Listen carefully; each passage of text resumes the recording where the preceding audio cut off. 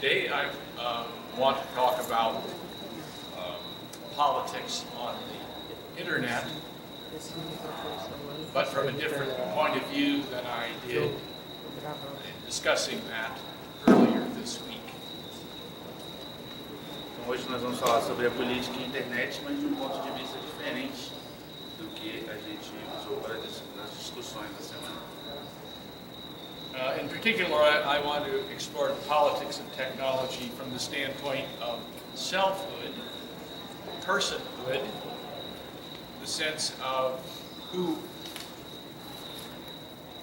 are we on the internet? That is, who am I? Who are you? Who is anybody on the internet?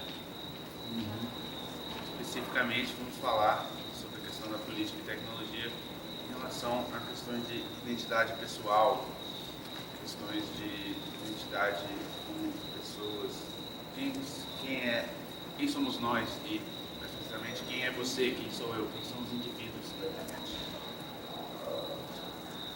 I mentioned in an earlier lecture the idea of many writers and thinkers that the internet could be wonderfully democratic.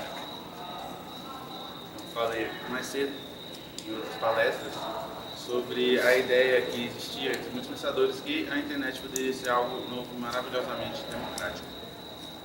In particular, I mentioned the ideas of the philosopher Yochai Benkler. Especificamente falamos sobre as ideias do Yochai Benkler. In his book, The Wealth of Networks, he writes that people can now become creators and primary subjects. In this sense,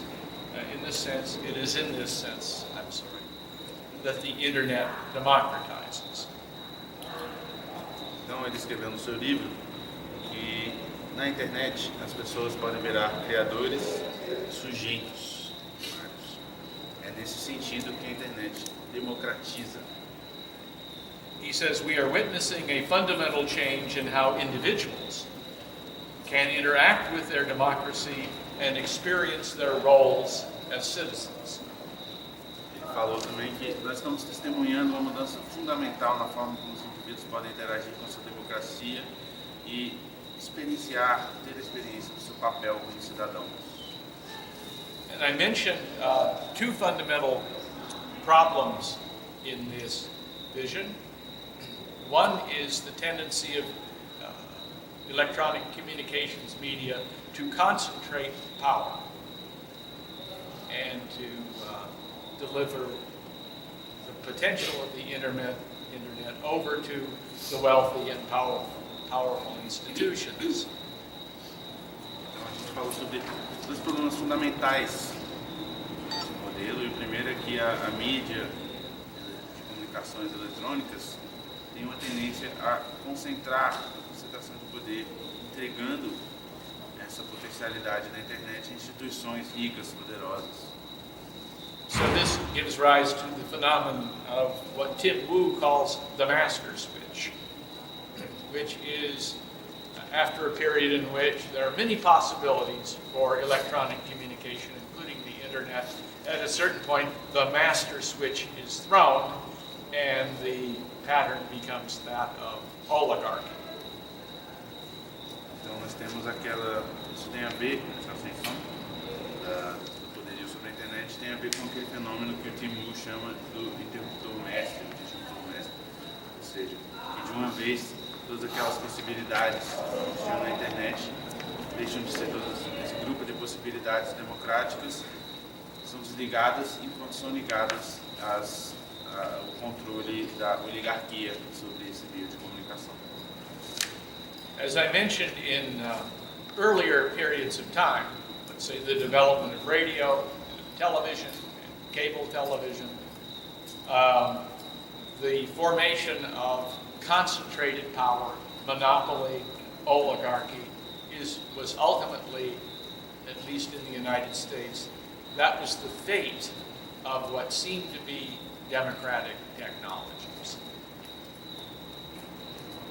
como já discutimos em tecnologias anteriores, como rádio, a TV a cabo, assim por diante, a concentração de poder, a oligarquia, o monopólio, pelo menos nos Estados Unidos, esse foi o destino de todas essas tecnologias que tinham tinham esperanças de que iam democratizar a sociedade.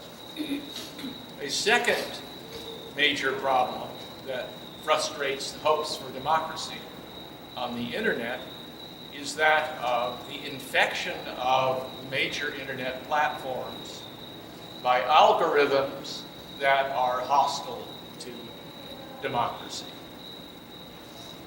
O segundo grande problema que pode frustrar as expectativas democráticas em relação à internet é a infecção das maiores plataformas por algoritmos hostis à democracia. Yeah, in particular, I noted the phenomenon that scholars who study the net call computational propaganda. That is the ability of the algorithms on Facebook, Google, Twitter to follow the individual preferences of the users and then target them with news, fake news, and targeted propaganda.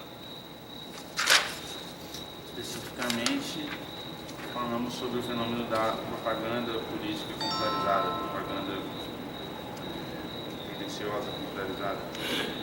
Ou seja, a habilidade de algoritmos seguirem as preferências dos usuários de internet e assim se tornarem alvos vulneráveis a diferentes tipos de notícias falsas, propagandas políticas que vão influenciar baseado nas suas preferências. So these two problems, that of, let's say, monopoly power and oligarchy, and of the properties of the internet platforms, are at an institutional level. The big organizations in the corporate world, perhaps in the government realm. So it's at the high levels of institutional power. Então, esses dois problemas, primeiramente do monopólio, da oligarquia, e segundo, de certas características dessas plataformas da internet, são institucionalizadas, tanto em altos níveis, tanto corporativos quanto governamentais. But it's too easy to point to these problems as things that only happen at the level of institutional power. What I want to do today is to talk about serious problems for democracy that involve people's personal involvements with communications technologies that promise liberation and more effective democratic participation.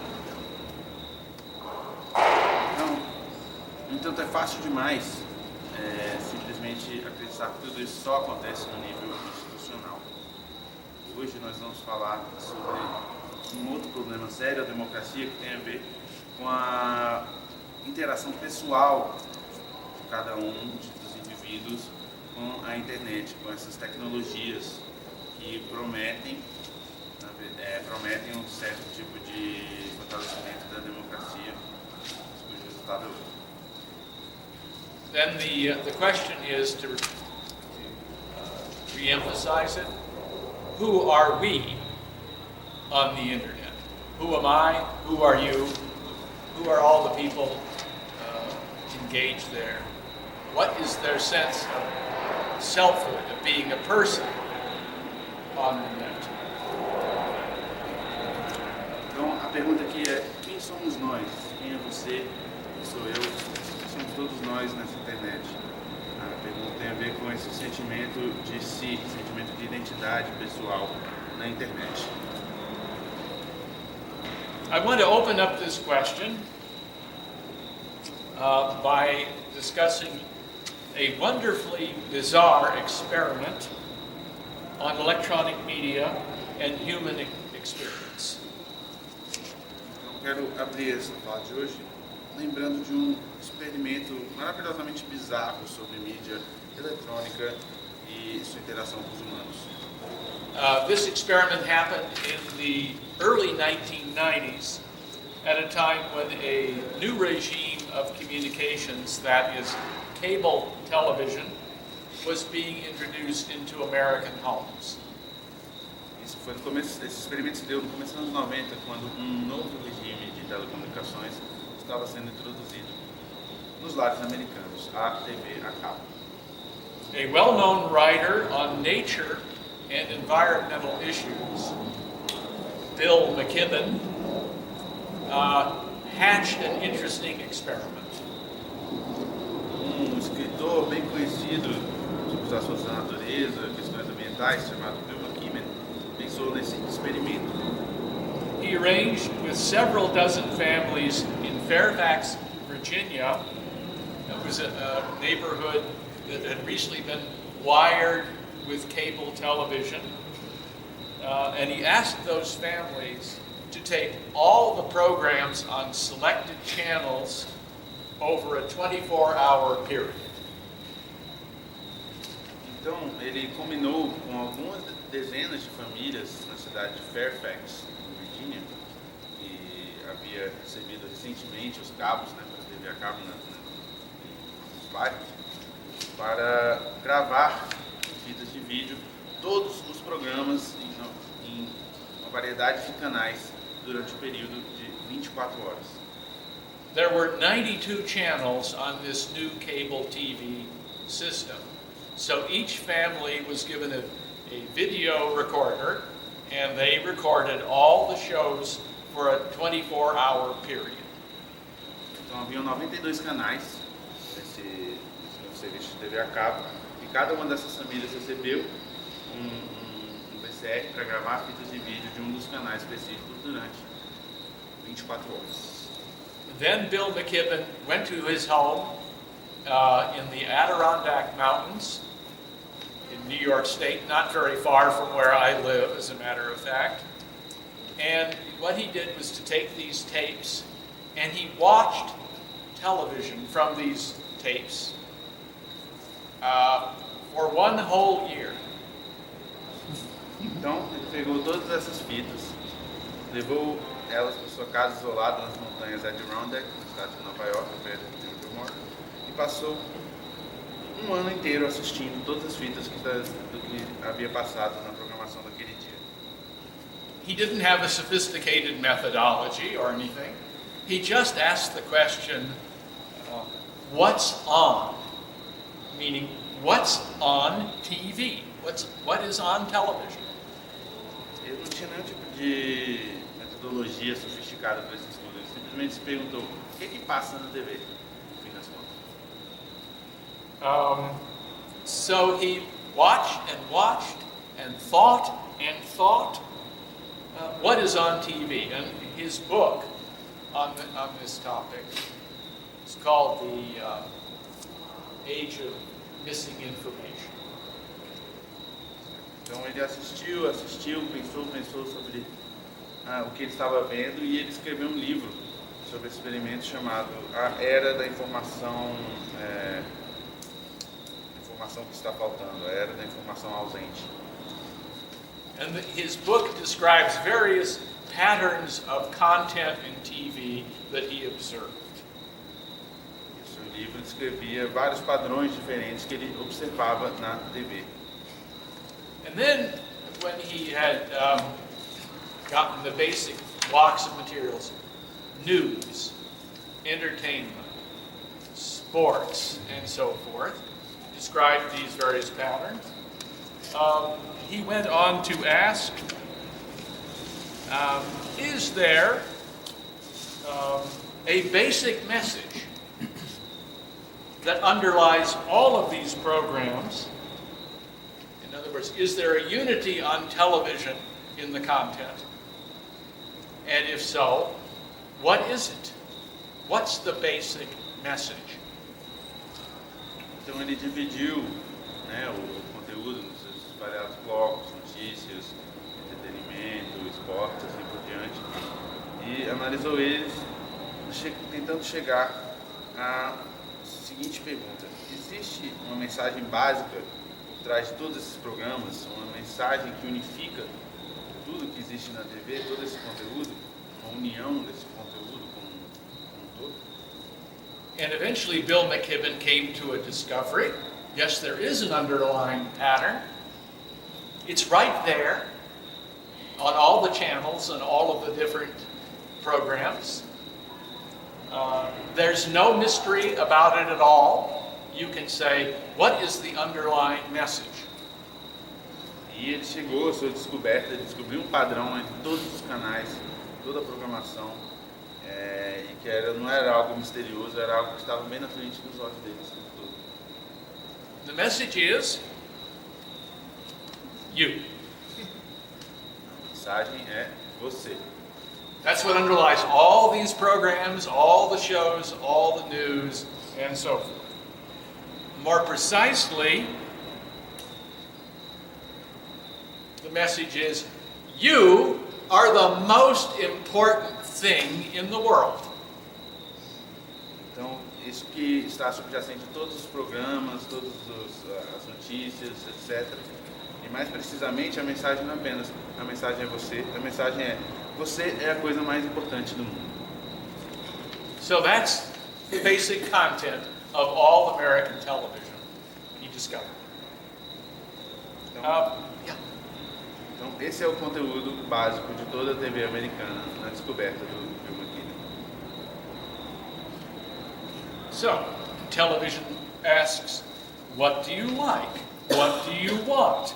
What would you like to see? What interests you? What would you like to know? What would you like to change? What would you like to buy? What's your favorite sports team? And so on and so forth. But basically, it's you.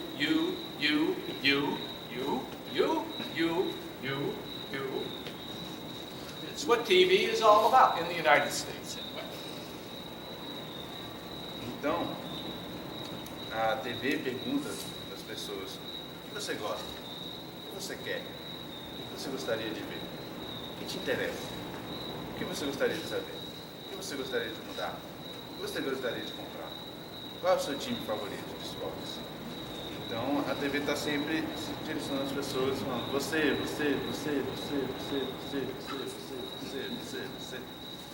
Yeah. Now remember, this is before the coming of the Internet. The Internet began to emerge in the middle 1990s. McKibben was looking at TV, cable TV, in the early 1990s. Lembramos então que isso é antes da ascensão da internet, que começou a se popularizar no meio dos anos 90, isso aqui no comecinho dos anos 90. But McKibben asked, with respect to cable television, I would like to point out that early 1990s, middle 1990s was often talked about among scholars, journalists, as the dawn of the information age. Então, algo importante salientar é que o começo, o meio dos anos 90 é muitas vezes descrito por jornalistas e acadêmicos como a alvorada da era da informação. And as McKibben watched these cable television channels, he also asked himself, what's missing here? We're living in the age of information, but he wrote a book called The Age of Missing Information. In other words, what is not in focus? Então, enquanto ele assistia a todos esses programas, o McKibben também estava se perguntando: o que está ausente aqui? O que não está aparecendo? Ou seja, todas as pessoas estão falando da era da informação, mas o título do livro do McKibben é A Era da Informação Ausente.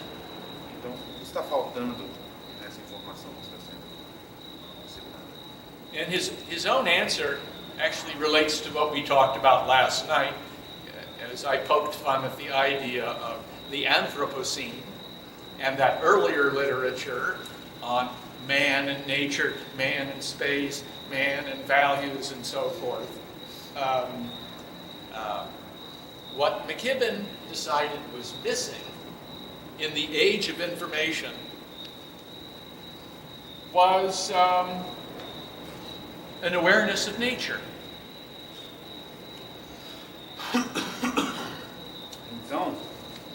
resposta dele tem a ver com o que a gente estava discutindo ontem à noite em relação ao Holoceno e também a toda aquela literatura do homem e que nós estávamos discutindo, o homem e os valores, o homem e assim por diante. Então, o McKibben argumenta que o que está ausente na era da informação é um tipo de consciência da natureza.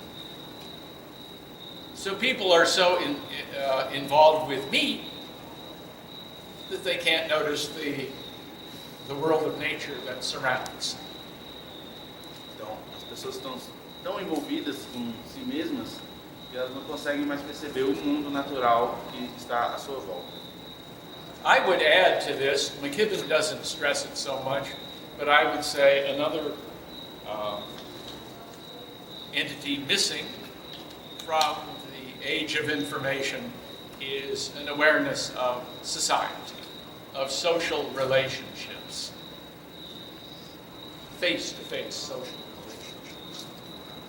Então eu adicionaria que além desse ponto do McKibben, algo que ele não salienta tanto, é que em grande medida o que também está ausente da era da informação é qualquer tipo de consciência da sociedade, das relações sociais, relações cara a cara, olho no olho. The scholar of media, Marshall McLuhan, once observed that the content of one era, one kind of media, would shift to inform the next generation of media. In this case, the same basic essence of cable television is transported into the internet.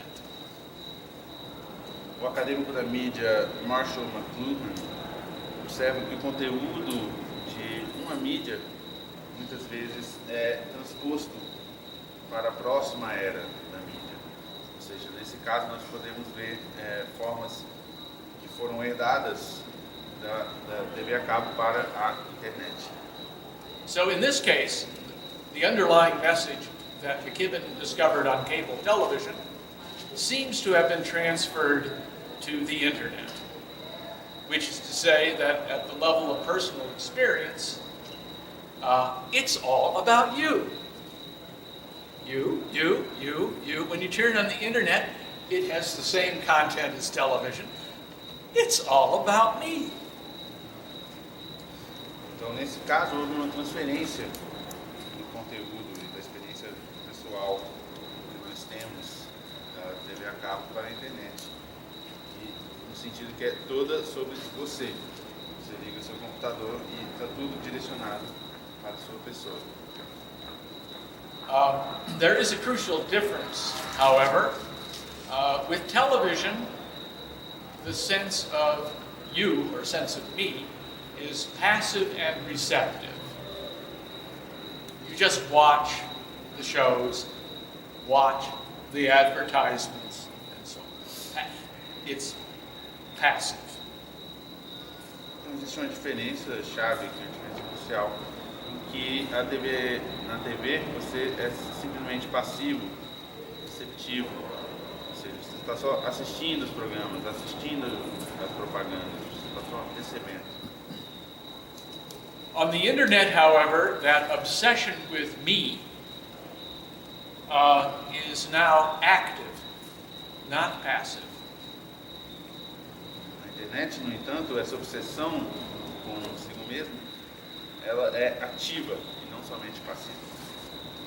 So the internet offers lots of opportunities for broadcasting the you and for seeking spaces in which the amplification of me and broadcasting me becomes a readily available project. Então, as plataformas da internet oferecem oportunidades para você transmitir o seu eu, para você buscar espaços em que a amplificação do eu e a transmissão do eu viram um projeto disponível facilmente.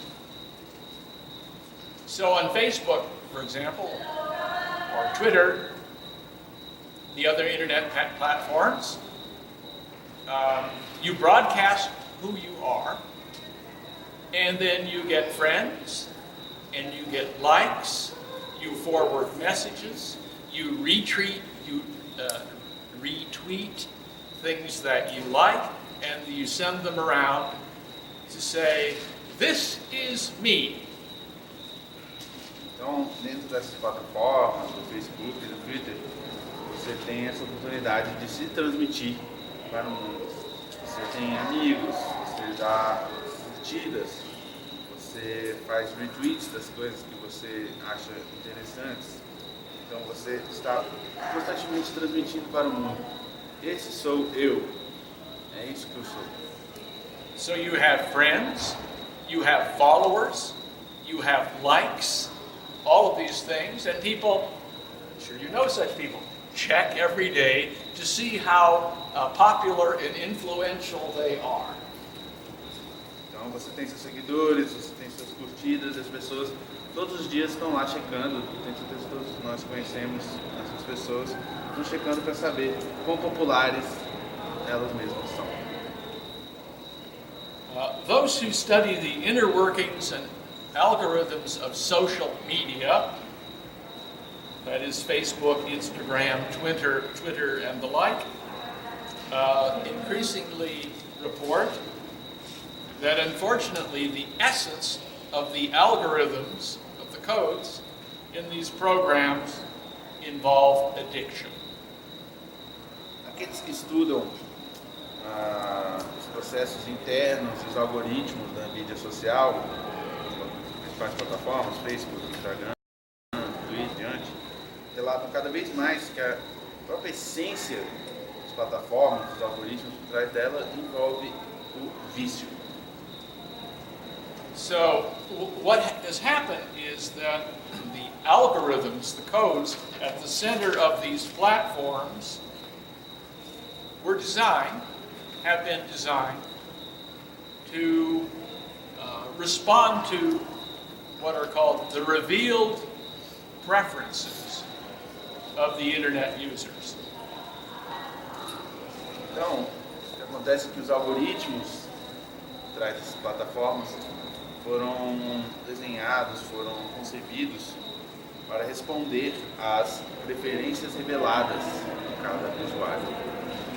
So a revealed preference works in the following way. So I may tell you, and I may actually in my heart believe that it's true, that my favorite food is a good, healthy, green salad. That's what Langdon really likes, is a good salad. Então, para dar um exemplo de preferência revelada, eu posso falar para vocês e realmente acreditar no meu coração que a comida favorita que eu tenho no mundo é uma salada de verdes. O que o Langdon mais ama no mundo é uma salada de verdes. So that's my innermost sense of who I am and what I like and what I want. Então, esse é um sentido interior de quem eu sou, do que eu gosto, do que eu quero. But if Diogo brought out a box of donuts right now, I would probably just eat one after the other. That's the revealed preference. You say you like green salads, but actually if we follow what you do, that's the revealed preference. You're a donut addict. Então eu digo isso sobre a salada, mas se o Diogo trouxesse uma caixa de donuts, de rosquinhas, provavelmente ia comer um depois do outro sem me controlar. Ou seja, essa é a preferência revelada. Não é o que você diz, é o que você faz. So the digital platforms such as Facebook, Google, Amazon, Twitter, and the like are skillful at remembering and tracking these revealed preferences. Então essas plataformas digitais, como Facebook, Google, Amazon, Twitter, assim por diante, elas têm muita habilidade no rastreamento e na memorização desse tipo de preferências reveladas. So as you click on the net, what ads you look at, what news you read, what items you send along to your friends and followers, the algorithm figures out what you like, and it begins to present you with choices that reflect what it has learned about your revealed preferences. Quando você está na internet, você está clicando em sites, em notícias, em diferentes propagandas, com os itens que você compartilha ou que você manda para seus amigos. O algoritmo vai descobrindo suas preferências reveladas a partir das suas escolhas, e ao longo do tempo ele começa a apresentar o que parece ser escolhas para você baseado em todas as suas ações no passado. In the design of the internet algorithms, often consulted were psychologists whose specialty was revealed preference.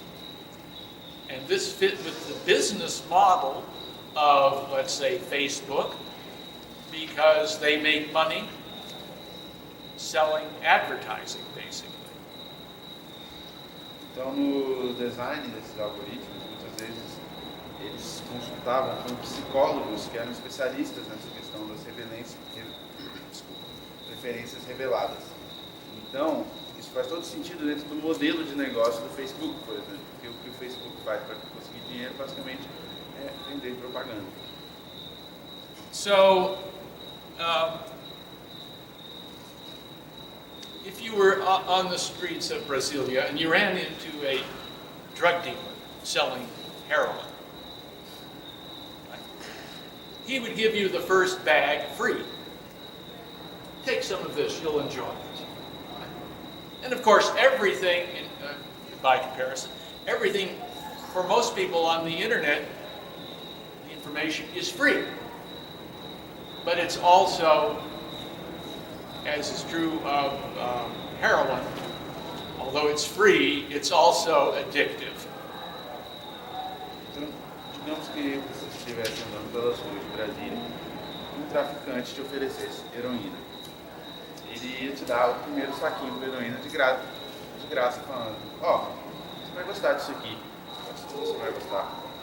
E a mesma coisa acontece na internet. A informação, a grande maior parte da informação que nós entramos em contato é gratuita, mas além de ser gratuita, ela também é viciante. There was an interesting event a couple of weeks ago. Mark Zuckerberg was called in to give testimony to the U.S. Senate on the evidence that surfaced about the ways in which Facebook was involved in undermining American democracy. And in the course of the conversation, one of the senators asked a question which revealed the extent to which I would say most people just don't understand how Facebook works. Então, aconteceu um evento bastante interessante nas últimas semanas, que o Mark Zuckerberg foi chamado para depor numa comissão do Senado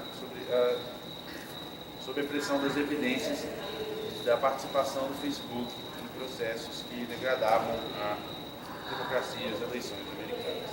Então, nessa conversa, um dos senadores fez uma pergunta que demonstra como a maior parte das pessoas realmente não entendem a forma como o Facebook funciona. The question was, well, since you are giving away the information on Facebook to every user for free, you don't pay money, you don't subscribe, and so forth. The senator said, they knew that the firm and Mark Zuckerberg himself are worth hundreds of billions of dollars, right? The senator said, how do you make any money if it's all free? Então, o senador perguntou para o Mark Zuckerberg, ele falou, bem, se você está dando toda essa informação gratuitamente no Facebook, você não tem que pagar para se inscrever, não tem mensalidade. O senador perguntou para ele, sabendo que o Facebook valia centenas de bilhões de dólares atualmente, se você dá tudo isso de graça, como é que você faz dinheiro nessa plataforma? So Zuckerberg was surrounded by his corporate associates, and they, together with Zuckerberg, laughed and said, "We make money by selling advertising." The senator didn't know. The Congress of the United States had no idea how Facebook became worth hundreds of billions of dollars. E o Mark Zuckerberg, seus associados, corporativos, lá todos começaram a rir. Falaram para ele, bem, a gente faz dinheiro vendendo propaganda. Então é impressionante que um senador, um membro do Congresso norte-americano, não tinha a menor ideia como que o Facebook chegou a ser uma companhia valendo centenas de bilhões de dólares. So there you see the profits of Google and Facebook in this little chart. You may not be able to see it so well. They become, hugely profitable business firms. Então aqui, talvez não dê para ver tão bem, mas nós temos os lucros do Facebook e do Google. Ou seja, essas duas firmas, esse gráfico demonstra como essas duas firmas viraram extremamente lucrativas. Some of the people who were involved in shaping these internet platforms have begun speaking in public about their inner logic. One of them is a young man named Tristan Harris, who was formerly employed at Google, and he's watched the development of today's internet very carefully. Então, algumas das pessoas que estiveram presentes na concepção e no design desses desenvolvimentos estão começando a falar sobre a lógica interna dessas plataformas. E uma das pessoas é um jovem chamado Tristan Harris, que era antigamente um funcionário da Google, e ele estava muito próximo ao processo de desenvolvimento dessas plataformas. One pattern that Harris observes is that on the net, negative revealed preferences are more powerful than positive ones. So, for example, if a person is following political news, she or he is more likely to forward items that evoke anger or a sense of outrage. Um dos padrões que o Tristan Harris percebeu é que na internet as preferências reveladas negativas são muito mais atraentes do que aquelas positivas. Por exemplo, uma pessoa que está seguindo histórias de notícia política tem muito mais chance de compartilhar algo que a deixa com raiva ou a deixa frustrado do que algo que a interessa positivamente. So this sense of anger and outrage is strongly associated with the widespread trends of bullying and trolling on the internet. These kind of negative communications of all kinds. E toda essa raiva, toda essa frustração também está ligada às tendências comuns do bullying e da trollagem na internet. Todos esses tipos de comunicação baseados na negatividade. To my way of thinking, for a great many people on the internet, what makes us susceptible to these kinds of addictive and very often negative behaviors, and the fact that we're often manipulated on the net, is that the basic orientation that we have there is one that continually is involved with me, and me broadcasting the me.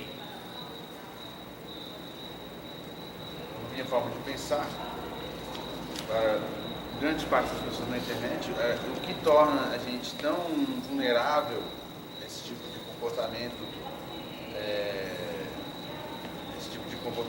que tem a ver com vício, que tem a ver com a negatividade, que pode ser facilmente manipulado, tem a ver com essa orientação básica da internet, que tem a ver com o eu, com essa transmissão do eu para fora. So, in my estimation.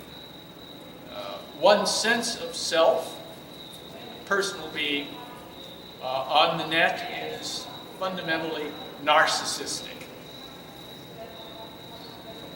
Do meu ponto de vista, o sentimento de si, identidade pessoal, na internet é essencialmente narcisista. So you see people tracking how many followers they have, how many friends they have, how many retweets they have, and a lot of people spend a lot of time on, let's say, their smartphones checking to see what the action is, rather than talking to the person sitting right next to them. Então, na internet, as pessoas estão toda hora tentando ver quantos seguidores elas têm, quantas curtidas, quantos amigos, quantos retweets elas têm. E muitas vezes as pessoas estão no seu smartphone checando isso, checando com popularização, em vez de conversando com a pessoa que está do lado dela. So a piece of evidence increasingly common in social research is that the kinds of obsessive narcissism associated with the internet and with smartphones is strongly related to a growing experience, measurable experience of loneliness in American society. Então, existem evidências hoje que esse narcisismo obsessivo ligado ao uso da internet, dos smartphones, está ligado de uma forma até mesmo mensurável na sociedade americana a um sentimento cada vez maior de solidão. The people most attached to their smartphones, namely young people, according to these surveys, are the ones who are most lonely. De acordo com essas pesquisas, as pessoas mais ligadas aos seus smartphones, ou seja, as pessoas jovens, elas são as que estão se sentindo mais solitárias. Now, excessive use of smartphones, people, the behavior of people indicates that people will check their smartphones 150 times a day. What's the action? 150 times you check in. Então, esse uso excessivo transparece na média que fizeram de que as pessoas utilizam, elas checam, olham para o seu smartphone 150 vezes por dia, checando sobre o que está acontecendo.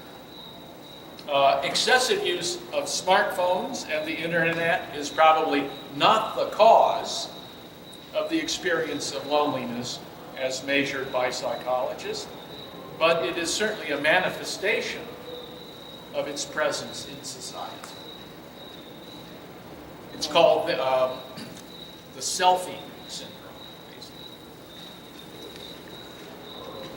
Então, o uso excessivo dos smartphones provavelmente não é a causa necessariamente dessa sensação de solidão, mas é uma forma em que ela se manifesta na nossa sociedade.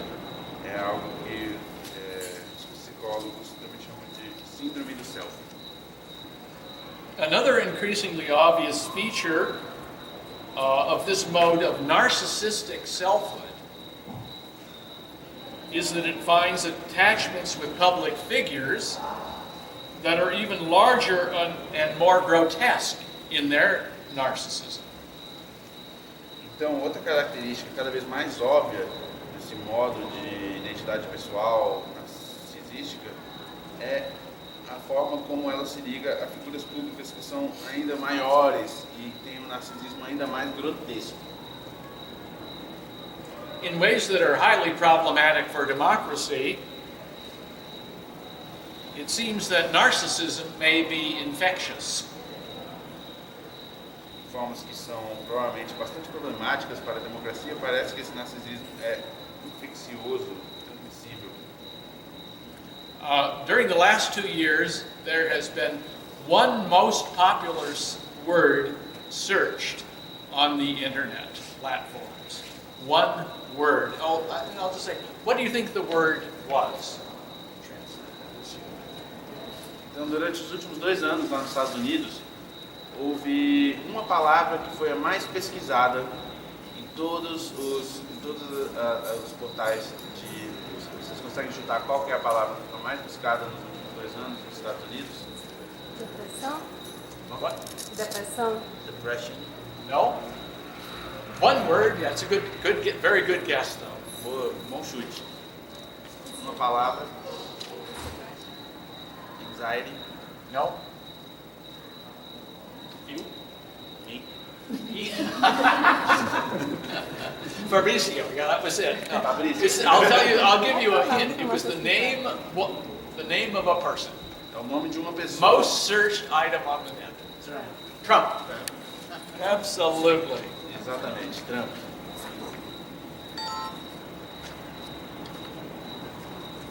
That was the revealed preference for people on the net.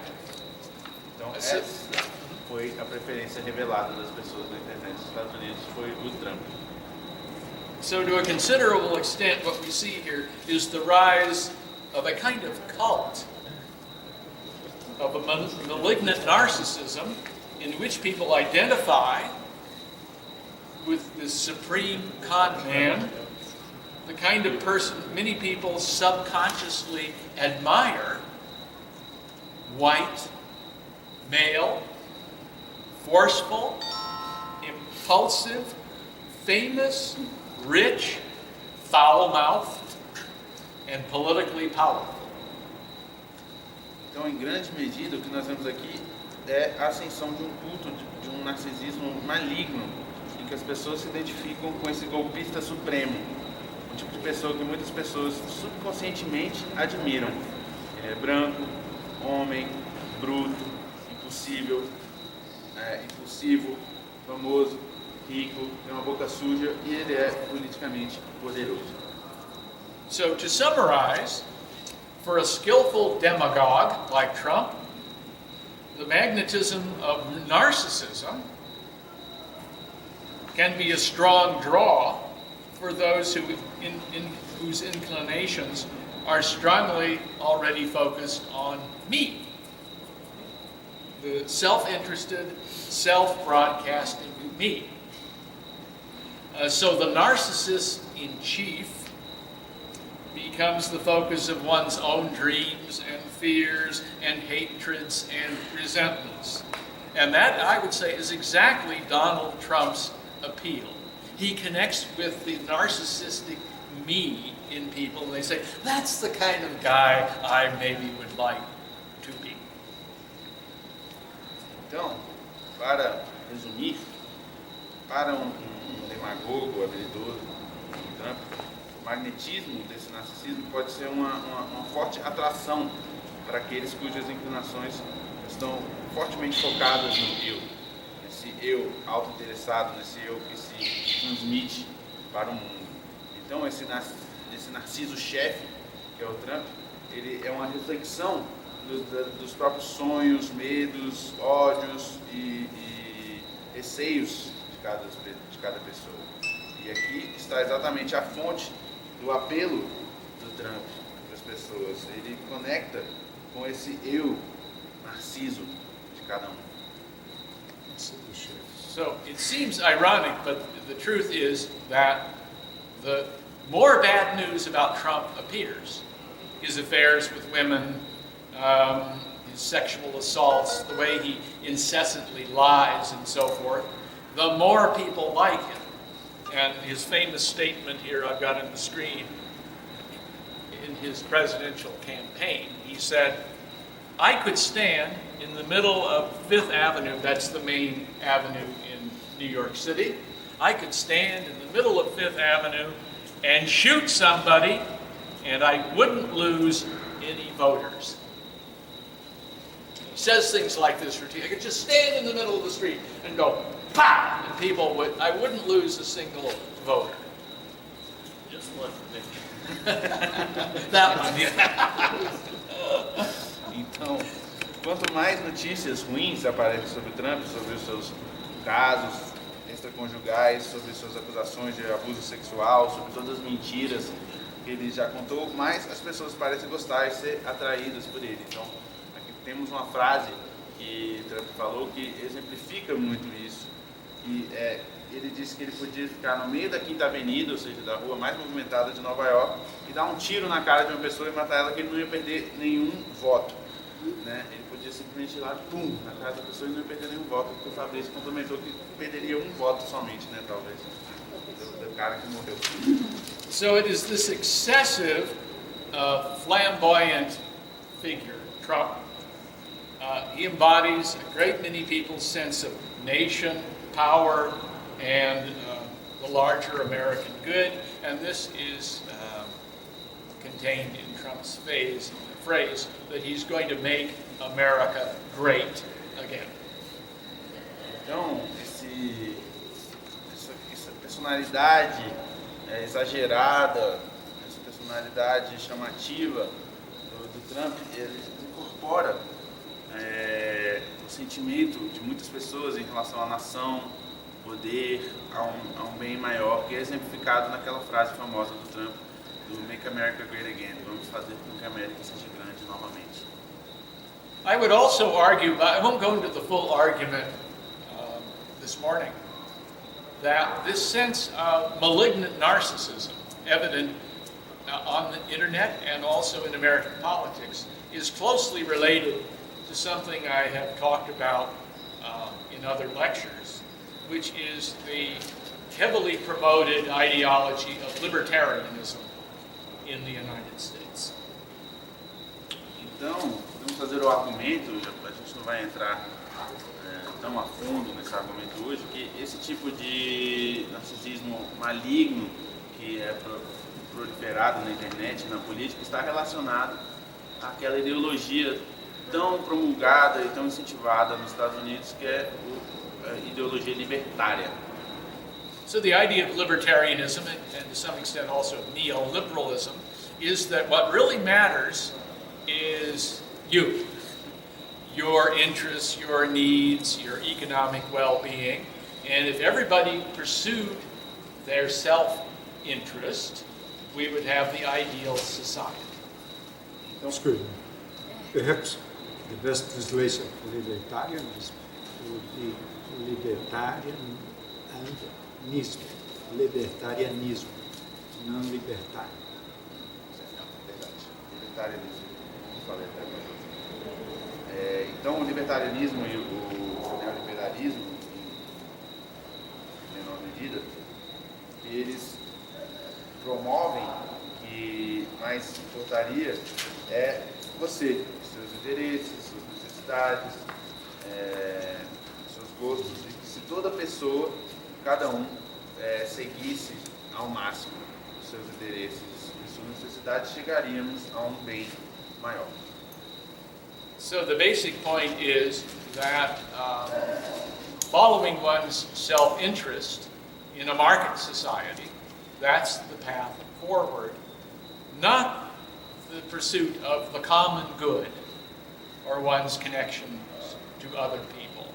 So what I'm arguing is basically this kind of malignant narcissism in people and in leaders like Donald Trump also has a strong connection to what has emerged in the last 40 years in America as the dominant economic and political ideology, one that is openly hostile to any idea that there is a common good that unites us all. Então, o ponto básico aqui é que nessas ideologias, cada pessoa seguindo o seu próprio interesse individualista em uma sociedade de mercado é muito mais importante do que qualquer tipo de sentimento de bem comum. Então, esse narcisismo maligno, ele está extremamente conectado com a ideologia que foi virando dominante, a ideologia econômica e política que foi virando dominante ao longo dos últimos 40 anos nos Estados Unidos, que é extremamente hostil a qualquer tipo de ideia de bem comum. So my question is, what lies beyond the lures and maladies of techno-narcissism? Então, Uma pergunta que temos aqui é o que está além das iscas e das iscas e dos problemas, das doenças que vêm com o tecnonarcisismo. So what I'm going to do now is take you on a little journey into political theory by a wonderful writer in search of the answer to this question. Então, o que nós vamos fazer agora é uma pequena jornada na teoria política com a ajuda de uma escritora em busca de respostas para essa pergunta. So the question that I began with is, who are we? Who am I? Who are you? Who are all of us? When we enter today's networked public realm. Então, a pergunta aqui é: quem somos nós, cada um de nós, quando nós entramos nesse reino público em rede? A revealing source of insight on this question, I believe, can be found in the writings of the political theorist and historian Hannah Arendt. Então, uma fonte reveladora de ideias nessa questão pode ser encontrada nos escritos da teórica política e historiadora Hannah Arendt.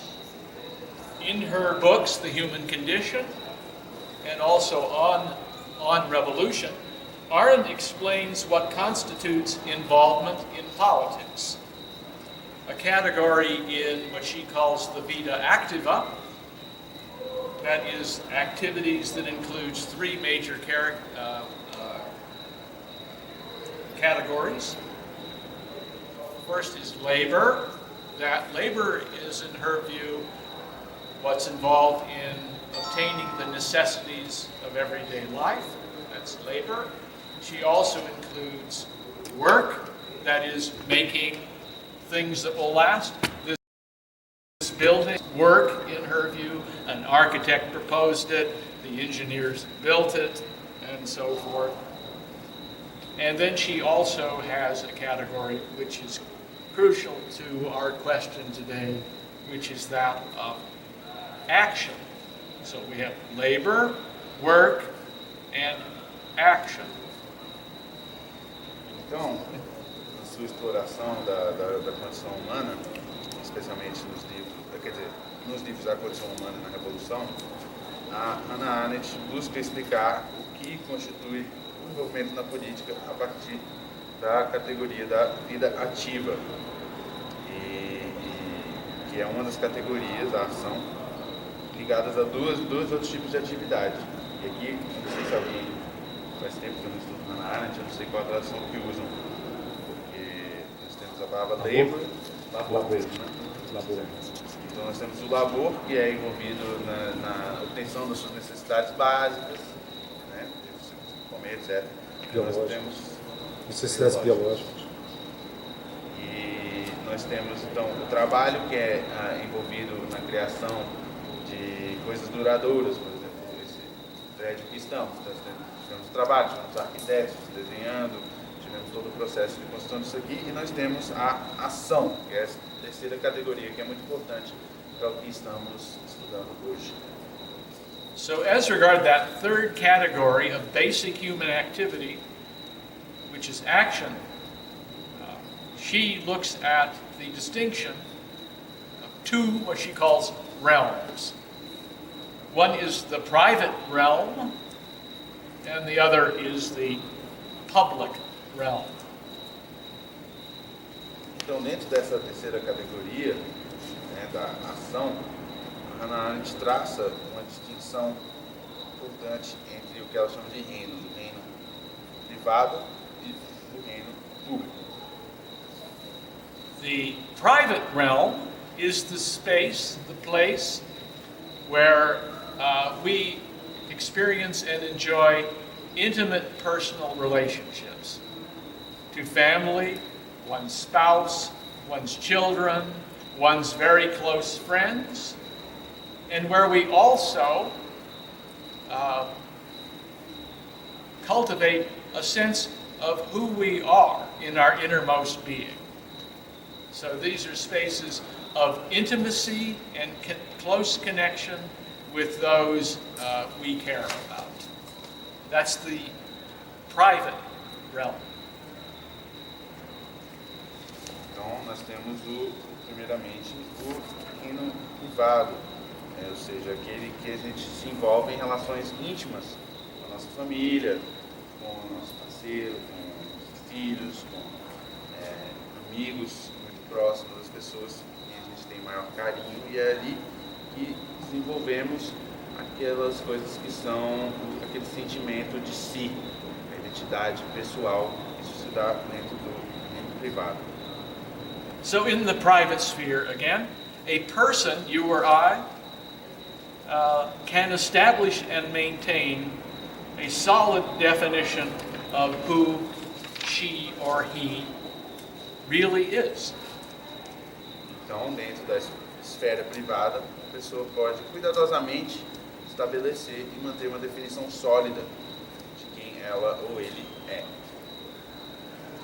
In contrast, what she calls the public realm is a space where a person encounters the larger plurality of other persons and confronts questions that pertain to political society as a whole, to the community as a whole.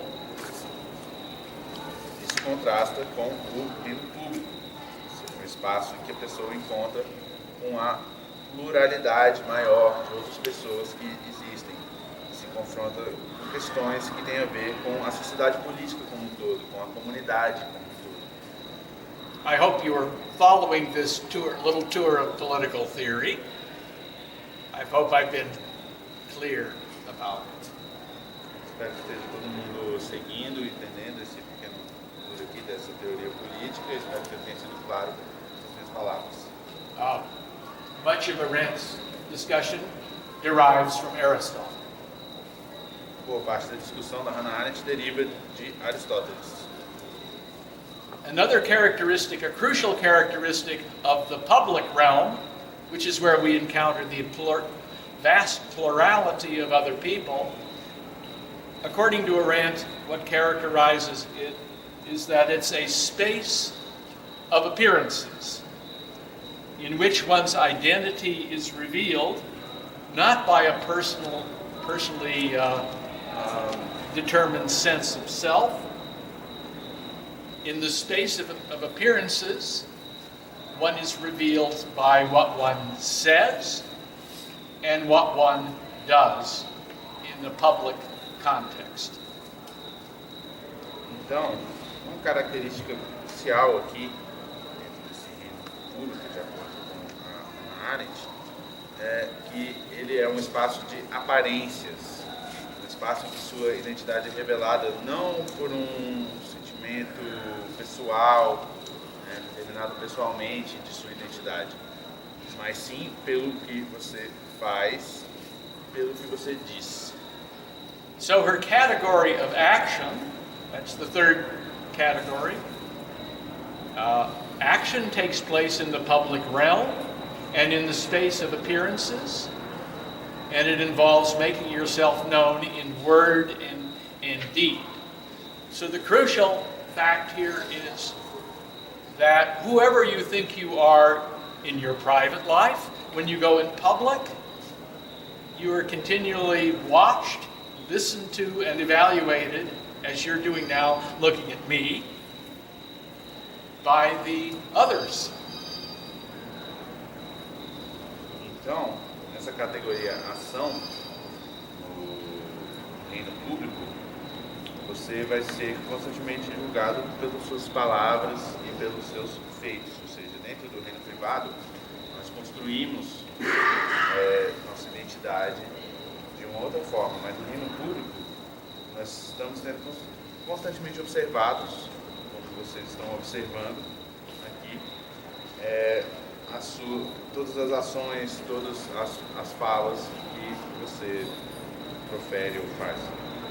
So you may have a very clear sense of who you are in your innermost being and who you are, let's say, to your spouse or your closest friends.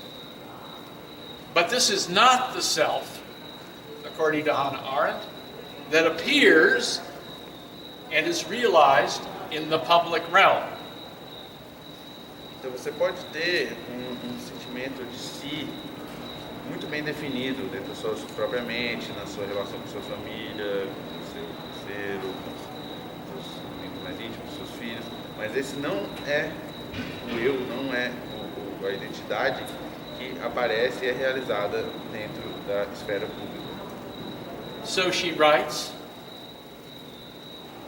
the powerful recognition is that the private self of our hopes and dreams is the one we try to share with others in our intimate private lives. And it is to a considerable extent relinquished, done away with, when one enters the public realm and engages in action that is making oneself known to the world in word and deed. Então temos aqui ela escreveu o seguinte: temos um reconhecimento poderoso que a identidade privada que nós construímos das nossas esperanças, nossos sonhos, que a identidade que buscamos compartilhar com outros dentro da nossa vida pessoal, privada, com a nossa família, etc., em grande medida ela é deixada de lado quando entramos dentro do reino público e engajamos na ação, ou seja, a ação é o processo em que você se torna conhecido a partir das suas palavras, dos seus feitos publicamente. Arendt argues that what can truly be called action and one's experience in the public realm, making one's known in action, that is through words and deeds. That is the space where action is realized and where one experiences freedom. Então, de acordo com a Hannah Arendt, essa ação em público, a forma em que a gente se faz conhecer no público, por meio das palavras, por meio dos feitos, é um espaço onde podemos experienciar o que é a liberdade. So her argument is that true freedom only exists in one's experience of the public realm and what one says and does there. That's where freedom comes to life. Not in the private sphere, but in the public realm. Então, o argumento de Hannah Arendt é que a liberdade se dá necessariamente nos seus feitos, nas suas palavras, dentro do reino público, não no reino privado. So, from the theoretical standpoint that Arendt offers, it is clear that the all too common attempts by people in online communication to define and protect and incessantly broadcast their identities stands at the root of various discourse pathologies that we find on the net today. In other words, people are taking their private selves and trying to broadcast that, and that becomes what they think is the experience of internet politics. Então, a partir do ponto de vista oferecido pela Arendt, fica claro que essas tentativas tão comuns das pessoas na comunicação online política de definir, proteger e incessantemente transmitir as suas identidades pessoais está na raiz de uma variedade de patologias do discurso que encontramos na internet nos dias de hoje. Ou seja, essa tentativa de transmitir incessantemente os nossos eus privados, nossa identidade privada pela internet é confundida com uma ação política. So understood within Arendt's theory, the concerted effort to carry the private self, the me, into the internet public sphere is a woefully mistaken enterprise. Então, como entendido pela teoria de Hannah Arendt, esse esforço concatenado para transmitir e para carregar o nosso eu privado para a esfera pública da internet é uma empreitada incrivelmente errônea. So an obsession with and broadcasting a strong me, strong you, misunderstands key features of public life and leads to excesses, including that of anti-democratic narcissism. Então, a obsessão com a criação e a transmissão de um eu forte, ou de um você forte, ele não compreende alguma das características-chave da vida pública, levando a excessos, incluindo ao narcisismo antidemocrático. One consequence of this form of subjectivity is that it renders persons involved subject to delusional conceptions of who they are and open to insidious varieties of manipulation and attack, which are very commonly reported these days. You have the sense that you're broadcasting through the net, so you become a prisoner of advertising, a prisoner of various other internet maladies.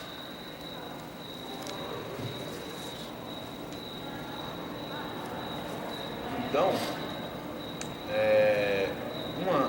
uma das consequências dessa forma de subjetividade dentro do reino online é que ela faz com que as pessoas envolvidas sejam sujeitas a conceitos ilusórios de identidade pessoal, que estejam abertas a uma variedade de manipulações, de ataques mal intencionados. Então, outra forma de dizer isso é que essa forma de subjetividade faz com que as pessoas estão constantemente transmitindo o seu eu, elas podem se tornar prisioneiros de diferentes aspectos da internet, como propagandas e outras mazelas encontradas na internet.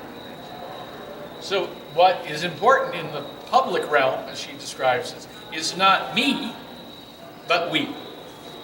What is good for the whole community? What's good for the whole political society? And when you appear in the public realm, people watch you and listen to you. Let's say it's Langdon Winter here. You'd be watching me and saying, is this guy making any sense? Is he just full of himself? Haven't we heard him for years and he's always been wrong? You know, that's what the public reality of a person is.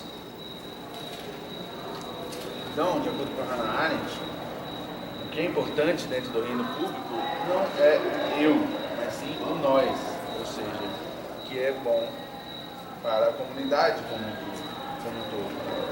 Então, digamos que estamos aqui no reino público, observando o Langdon, e estamos todos pensando, esse cara aqui está fazendo sentido? Ele está aqui falando, a gente já ouve ele falando muitas coisas há anos, será que ele está certo ou será que ele está errado? Será que faz sentido o que ele está falando?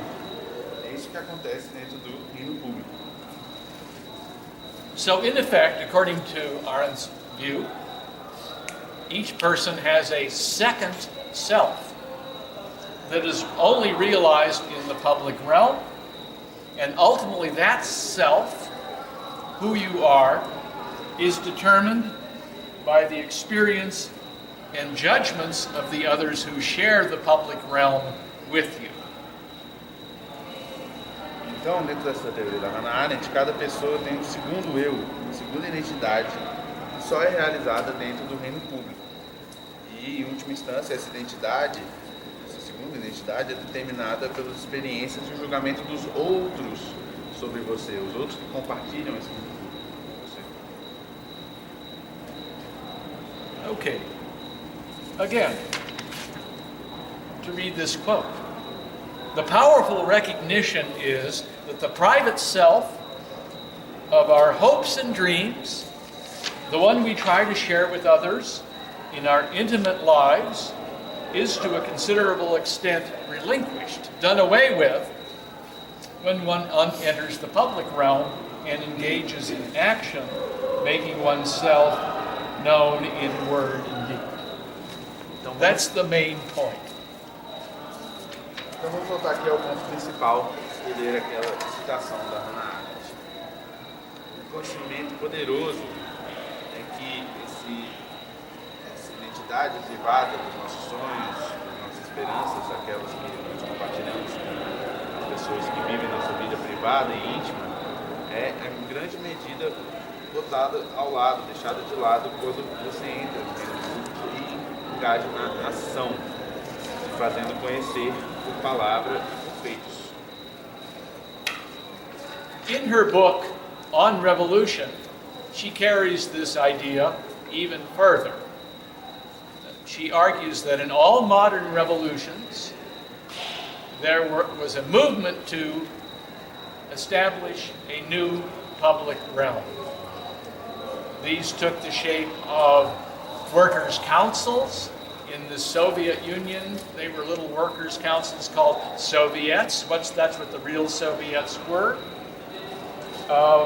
There were citizens' councils in the American Revolution. The crucial creation of the public realm were in town meetings. Então, Hannah Arendt, no seu livro sobre a Revolução, vai ainda mais longe nessa questão. E ela percebe que dentro de todas as revoluções modernas, as pessoas envolvidas fizeram um esforço de criar novos reinos públicos. Seja, por exemplo, os conselhos dos trabalhadores, os sovietes da União Soviética, nós temos os conselhos dos cidadãos na Revolução Americana e também um outro aspecto do reino público muito saliente são as reuniões da cidade, né, dos conselhos municipais. So she argues that in all modern revolutions, or most of them, there were attempts to build small public places that would constitute the public realm, in particular towns, cities, workplaces, and so forth. And then she goes on to say that this attempt to create a public realm and give people, everyday people, the opportunity to act and experience freedom, that this was eventually, in every case, destroyed. Então, essas tentativas que aconteceram em todas as revoluções de produzir pequenos espaços localizados em cidades, em locais de trabalho, como tentativas de dar às pessoas uma oportunidade de agir dentro do reino público, de agir e com essa liberdade, eventualmente em todas as revoluções esses espaços foram destruídos. The chapter in the book on revolution the crucial one is called The Revolution and Its Lost Treasure. Então, o capítulo chave aqui dentro desse livro sobre a revolução é aquele que tem o título A Revolução e seus Tesouros Perdidos. And she argues that what happens in revolutions usually is that the leaders of the revolt, leaders of the revolution, eventually found the modern state and the modern political party. And that it tends to exclude these newly created spaces of public life. Então, o que ela argumenta nesse capítulo é que os líderes dessas revoluções eventualmente fundam o Estado moderno e fundam o partido político moderno, excluindo esse processo, essas tentativas de incluir as pessoas normais no seu dia a dia da vida política. So in the American Revolution, the key institutions were the town meetings. I don't know if you can see it, but here's a famous American painting by Norman Rockwell. freedom of speech. And it shows a man standing up in a meeting offering his views, and in the painting people are looking up, listening and seeing whether they believe him or not. Então, dentro da Revolução Americana, por exemplo, a base desse reino eram as reuniões de cada cidade, né? Um conselho municipal, assim. Aqui nós temos uma imagem, uma pintura do pintor Adam Rockwell chamada Liberdade de Expressão. E nós temos uma pessoa falando publicamente para todos os seus pares, e os seus pares estão lá observando ele, decidindo se o que ele está falando faz sentido ou não. But when the makers of the United States Revolution and the Constitution put together the modern state, the United States of America, they cut off these town meetings. They were not the basis of the new form of politics in America. Porém, quando os construtores da Constituição americana e líderes dessa revolução instituíram o Estado moderno, ou seja, os Estados Unidos da América em si, eles cortaram a participação dessa esfera pública das reuniões municipais. Eles não eram mais uma parte participativa da vida política. Town meetings still exist in certain parts of the United States, especially New England. They're usually held, the meeting is held once a year, and people come together and make basic decisions. I don't know if you can see the screen here. There's a town meeting there. There you can see the people raising their hand in a vote. And what? Spencer. It's Spencer. Yeah, no, that's probably Massachusetts or Vermont. And what Arendt argues is that these institutions did not become the basis, the foundation for American democracy. All the power was pushed up to the state and given over to the political parties. And she argues this happened in all revolutions. By the way, while I was here on campus, I saw the creation of a public space, a public realm. Here are the students in the recent strike. So they made an assembly. I listened to them. I don't speak Portuguese, but they were trying to decide, they were making arguments, talking back and forth about what we as the whole, students on the campus, should do. Isso é Universidade do Brasil. Então, essas reuniões das cidades, né, reuniões municipais, elas existem em alguns lugares nos Estados Unidos, especialmente no Nordeste americano, que é conhecido como a Nova Inglaterra. Normalmente acontecem uma vez por ano, e antes ali, na outra imagem anterior, tínhamos a foto de uma dessas reuniões, né, um desses conselhos, em que as pessoas estavam lá votando sobre alguma coisa. Em que as pessoas decidem algumas das coisas mais importantes em cada ano. Isso acontece muito nesses estados do Nordeste. Então, a Hannah Arendt, ela disse que essa instituição não virou a base, a fundação da Constituição e do mundo político norte-americano. O poder foi subindo para o Estado, para os partidos políticos, para os poderosos. E isso é o que aconteceu em todas as revoluções. Então, enquanto estávamos aqui na UNB, a gente viu ali uma formação de um espaço público, ali no IX, Ciências Sociais, em que os estudantes estavam fazendo uma assembleia em relação à greve e estavam argumentando uns com os outros sobre o que nós, como um todo, deveríamos fazer em relação a aquele momento político da greve. So, the challenge, I think, with respect to the internet is how to link what are now abstract, narcissistic practices in the digital realm, to move beyond that, to link the internet to geographically situated face-to-face, in-person, public assemblies, and how that might be realized. Então, o desafio hoje talvez seja como ligar a internet, esse abstrato, narcisístico, a experiências vividas, geograficamente situadas, cara a cara, em pessoas, né, nas assembleias públicas. Como fazer essa conexão entre esses dois mundos. So the impressive me, as beautiful and wonderful as I am, often carried into political forums on the internet. I'm very impressive on the internet. I knock down my opponents and so forth. But I think this needs to be replaced by one's connection to the ongoing discovery of we in the public realm that might include the internet as one dimension.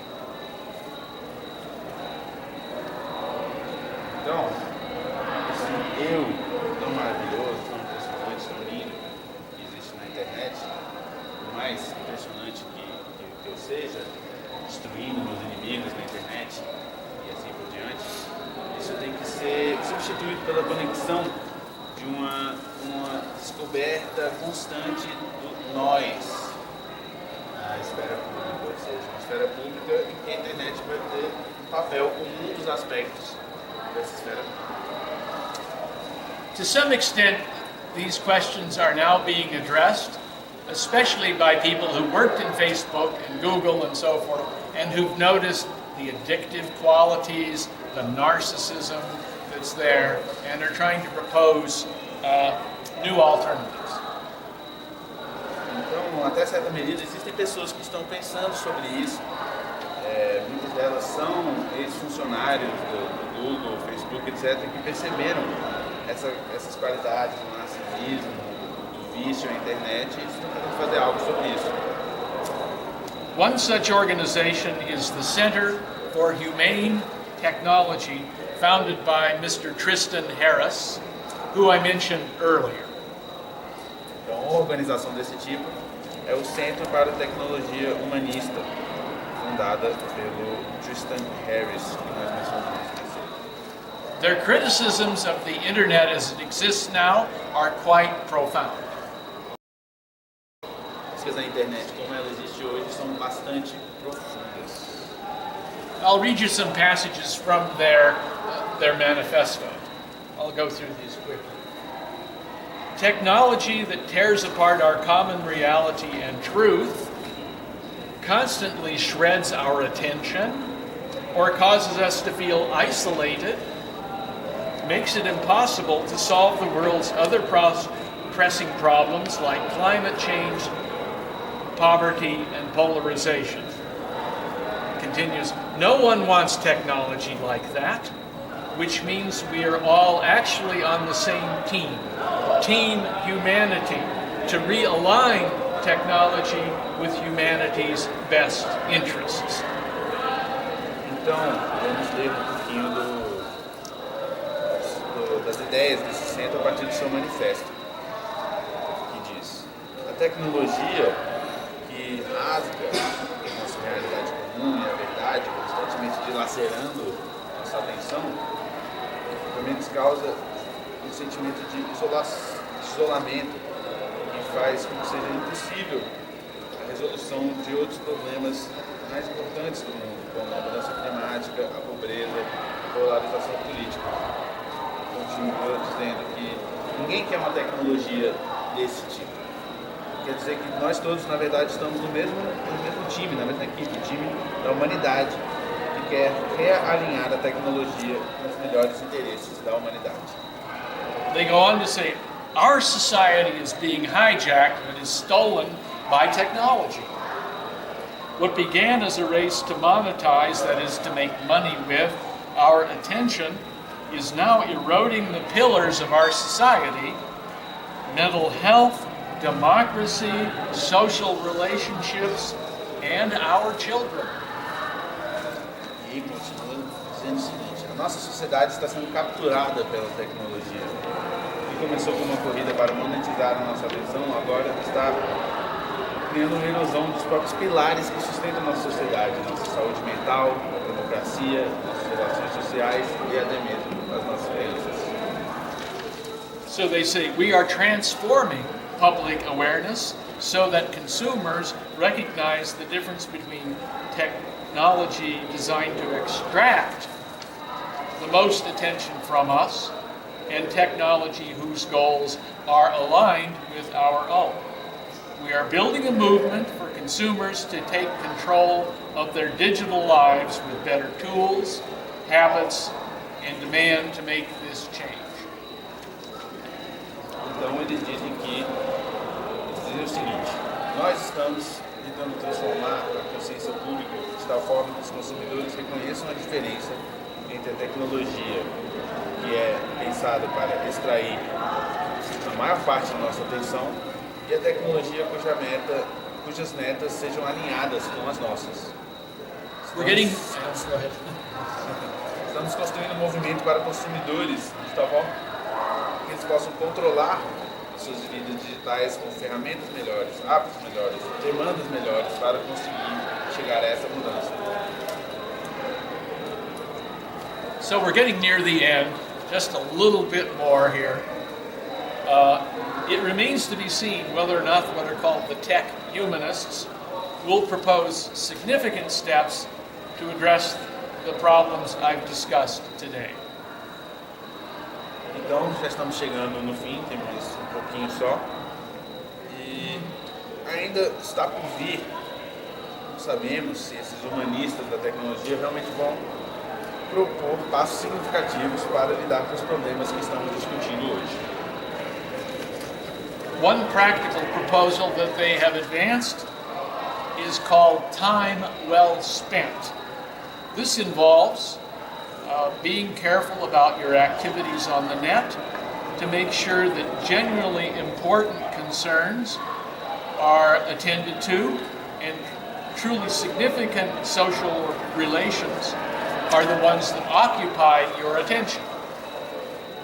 Então, uma das iniciativas, uma das tentativas que esses ministros da tecnologia estão explorando é uma conhecida como tempo bem gasto.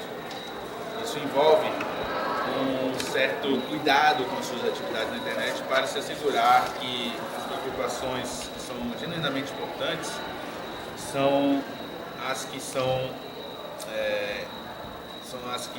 tomam o centro e que as relações sociais realmente significativas são aquelas que ocupam a sua atenção.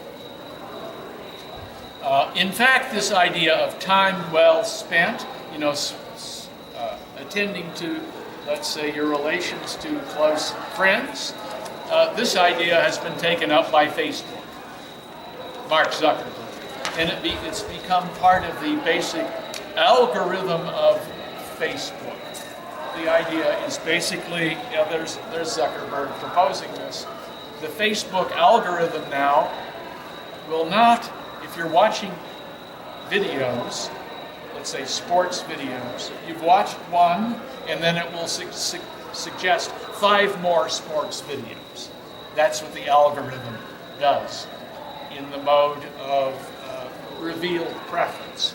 Now they're cutting those algorithms down so it won't do that any longer, in the hope that you will take advantage of time well spent. Então, na verdade, essa ideia foi incorporada pelo Facebook do Mark Zuckerberg, que nós temos ele divulgando essa ideia. Então, digamos que antes da incorporação no algoritmo dessa ideia de gasto, você estava vendo, digamos, um vídeo de esportes. E aí a forma como funciona, todo mundo conhece, você está vendo um e quando acaba, aparecem mais 5 vídeos de esportes relacionados para você assistir, a partir das suas preferências reveladas. Então, depois que essa mudança ocorre, o que vai acontecer é que esses vídeos não aparecem, ele sugere outras formas que você pode gastar o seu tempo de uma forma mais produtiva. So Facebook did implement this time well spent idea in its basic algorithm, and it brought a diminution, a lessening of hours spent by Facebook users by 50 million hours per day. Então eles implementaram essa ideia no Facebook e isso trouxe uma diminuição das horas totais gastas no Facebook pelas pessoas, por 50 milhões de horas gastas no Facebook por dia. This is a problem for the money-making ends of Facebook because they make money by how many hours people spend looking at Facebook. Isso foi um problema para o lado financeiro do Facebook, porque a forma que eles fazem dinheiro é tendo pessoas olhando por várias horas no Facebook. So my own opinion is that so far, it seems that a characteristic feature of these, what are called tech humanists, the people at the Center for Humane Technology and similar organizations, is that they focus almost exclusively on the psychologies of persons defined as consumers, rather than the broader characteristics of social life, of human relationships, the public sphere, and the common good. And I think the best word that sums up their approach right now is marketing. They're simply finding new modes for marketing. Então, até agora, parece que uma característica chave desses chamados humanistas da tecnologia é que eles focam quase exclusivamente em psicologias de pessoas definidas como consumidores, em vez de definidas a partir de outras características da vida social, das relações humanas, da esfera pública ou do bem comum.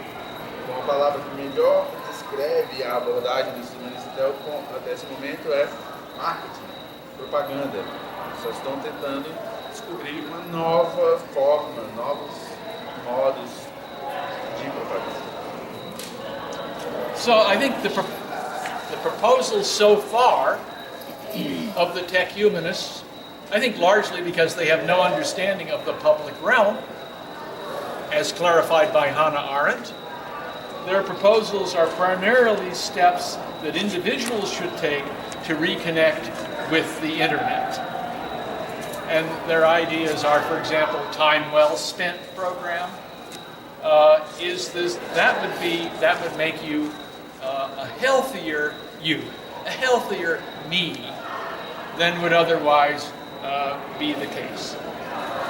Então essas propostas que o tempo gasta, elas não têm nenhum tipo de entendimento do reino público, como proposto pela Hannah Arendt. Então elas são basicamente fáceis para que indivíduos formem uma outra conexão com a internet. O argumento aqui é que isso levaria a um eu, a um você mais saudável. So I think we're still getting, in these attempts at reform, is a reaffirmation of techno-narcissism. It's a better kind of techno-narcissism, but that's still what it is. Então o que nós temos nessas propostas de reforma da internet, propostas por esses grupos, é apenas uma reafirmação do tecno-narcisismo. Pode ser até uma versão melhorada do tecno-narcisismo, mas não deixa de ser uma reafirmação desse princípio. In my view, there is as yet no clear attention to the activities and relationships and sense of selfhood involved in a public realm. Então, na minha visão, não existe nenhum tipo de atenção dada às atividades e aos relacionamentos e à própria identidade pessoal dentro do reino público. As I've tried to suggest, I think that's the place where the possibilities and maladies of internet activity must be strongly addressed. And beyond that, I would say thank you very much for listening to me these days. I've enjoyed our conversations together. Então, como a gente sugerir, esse lugar, o reino público, é o lugar onde temos que lidar com as possibilidades e as mazelas da atividade da internet. E além disso, o professor agradeceu a todos vocês por virem todos esses dias, gostou muito das conversas, gostou muito de ouvir vocês.